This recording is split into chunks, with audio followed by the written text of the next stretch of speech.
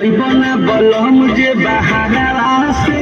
कपिला वाला गाले बहारा से घरे बना बलम जे बहारा से कपिला वाला गाले बहारा से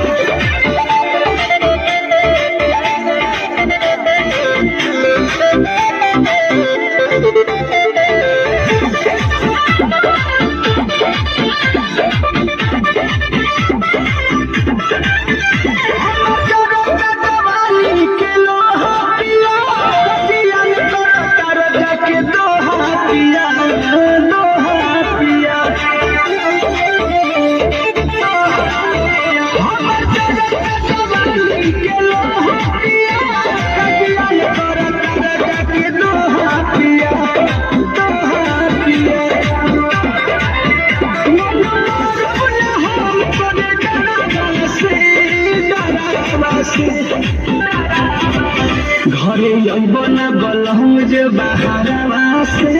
कपिला वाला गाले बहारा से घरे बना बलम जे बहारा